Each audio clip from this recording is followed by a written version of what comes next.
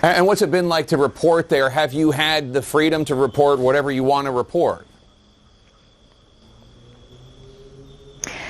So we've had the freedom to report what we want to report. As you can tell right now, we're going live to you from here in Myanmar. We are, though, very controlled in terms of how we can move around, who we can talk to. I'm here in a military compound. We wanted to stay in a hotel, and we were told simply that that was not possible. Every single place we go to, we go with a huge amount of security. We have minders following our every move. They're constantly filming on their iPhones every conversation we have. And those conversations, by the way, are really limited because we haven't had a huge amount of access to ordinary people from Myanmar.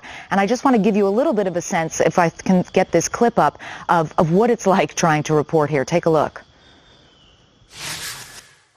What's this poster here? We see "We support CRPH." Okay. With the three-finger salute. Okay. That's from people who are against the military. Is that saying that the people in this area are against the military? Yeah.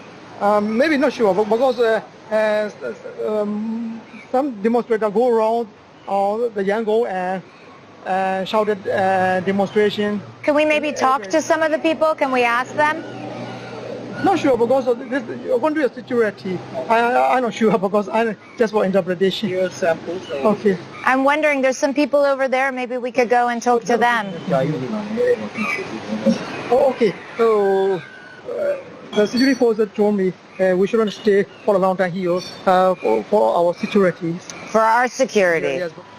Gives you a sense of the intense level of security with us. 1, 2, 3, another 3 over there. 6 trucks full of soldiers accompanying our every move. And I talked there about that three-finger salute, the so-called Hunger Games salute. This gesture has become the symbol, really, of resistance against the military coup.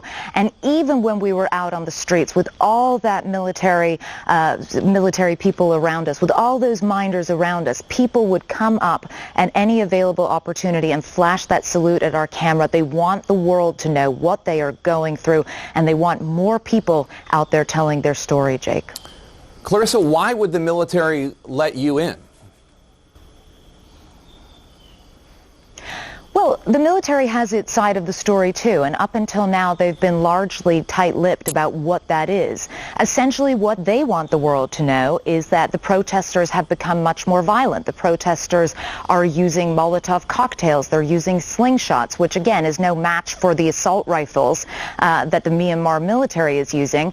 But really, they're trying to cast the protest movement as a violent mob of anarchists that needs to be suppressed. They took us to a number of factories that had been burned down. They said that the protesters were responsible. The protesters say they were not responsible. But that's very much the narrative that they're hoping will take shape, the idea that somehow it's the protesters who are to blame for all the violence here. But when you're looking at the actual makeup of what's happening during these standoffs and these protests that are quickly turning into massacres, you can see that one side clearly has a huge advantage in terms of its arms, of its level of weaponry and funding, and there's simply no match, Jake. And Clarissa, you sat down with a senior member of the military leadership there in Myanmar. No other journalist has been able to do that. What did you ask him?